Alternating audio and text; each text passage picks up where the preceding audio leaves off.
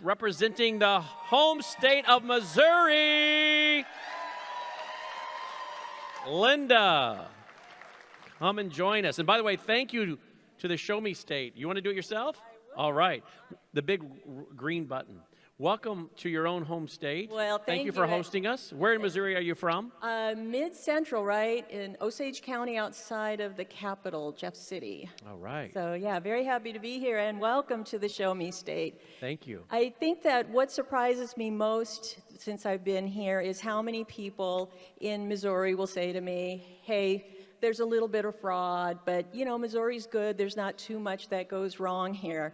Well, the truth of the matter is that as we've all learned, and we're here this weekend to show, we are in a war to save our republic. Mm-hmm. And whether Missourians know it or not, we're in the war too. And there's plenty of things that have happened this year that can give us examples. The Dominion Report, which came out with 9 vulnerabilities, and a suggestion to enhance defensive measures. In Cole County, which is where the capital is, sorry, I gotta breathe. You guys can remind me. So Cole County, the Unison machines started double counting ballots at our April election. They called it an anomaly. In St. Charles County, the knowing poll pads were not counting absentee ballots or voters correctly and showing that they had already voted. They said it was a coding error, and then said that the vendor promised it had been fixed, would never happen again. And yet in July, right when our primary early voting started, knowing poll pads again, same thing, absentee voters not being tracked properly, and this time they called it a programming error. And then just on July 28th, less than a month ago, in Jefferson County, we had a candidate for office attend the pre-testing of the machines. And these were Unison machines. He has an IT background, and just by looking at the machine, he could see there was an unsecured Ethernet port. He pointed it out to the clerk, who had no idea, but then raced to get it secured. Now, this was 3 days before our primary, or I'm sorry, about 5 days before the primary.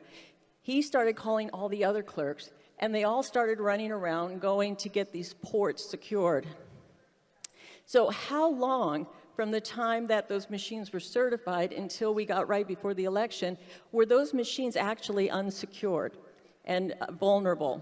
And the fact of the matter is that it is so easy to hack an unsecured port. Lady Draza had put up this little link up to this item. It's a USB device. You can put it in a USB port, and in 7 seconds, you've hacked a machine. So who's responsible for it? Who's responsible for what happens with our machines in this state? Well, we thought the Secretary of State. Nope, not the state legislature. So we went to the county councils or county commissions, depending on your county. And they don't believe that they have the power over whether or not we have machines in this state. It turns out that it is our county clerks and/or election authorities. And that means in most counties, there's one person making the decision, and across the state, it's about 125 people making a decision about these machines for 4.3 million voters. And they're supposed to be trained, they're supposed to understand the vulnerabilities and the security issues. So how do they get trained? Well, this brings us to a roadblock, what we call a well-intentioned law here in Missouri.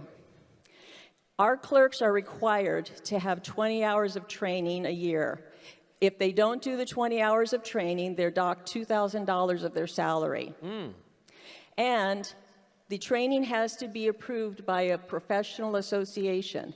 And that professional association can also say, hey, you didn't do 20 hours, but we're going to exempt you. You're not going to get docked your pay.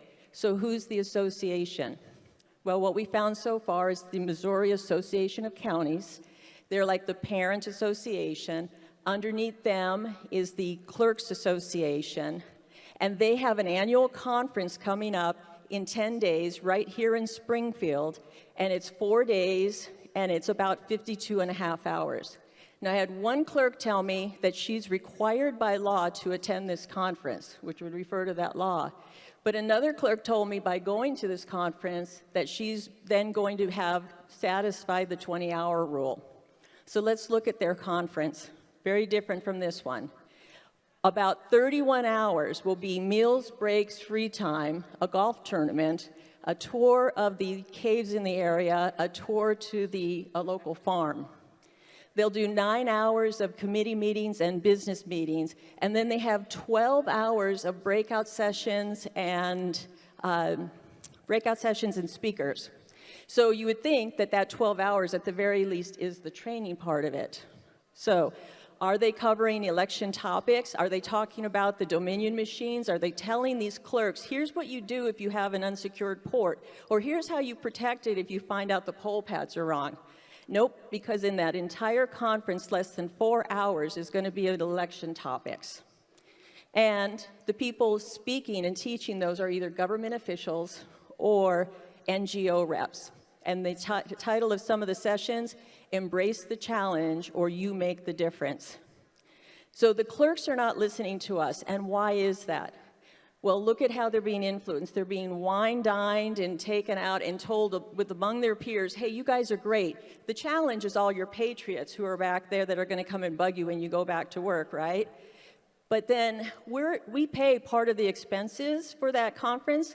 It's not very expensive, though, because they have sponsors. And this coming up one, the sponsor of the farm tour is ES&S Systems. Whoa. And the list of the gold and silver sponsors from last year's, 60% of the gold and silver sponsors' money came from election or voting machine companies. So less than 10% spent on elections, but the money coming from them. So they're not going to listen to us unless we become the show me state. You don't get to tell me that it's an anomaly or a programming error. You need to start showing me. So we've had victories. We've published a canvassing report that's out, and we've also transitioned over to an election watch project. Anybody can participate. You can go to Frank's speech to find this information about us. And because I can barely breathe in the 5 minutes, and I'm sorry I went slightly over, but we have a site, frankspeech.com/cause-america-missouri. We pre-recorded this presentation so I could breathe, and then we broke it down into 7 little segments to tell more information about what I just tried to explain. So please go there, please learn more about what we're doing, and Missourians, let's start being the show me state. Excellent presentation. Excellent. That was very good. That was an excellent presentation. Wow.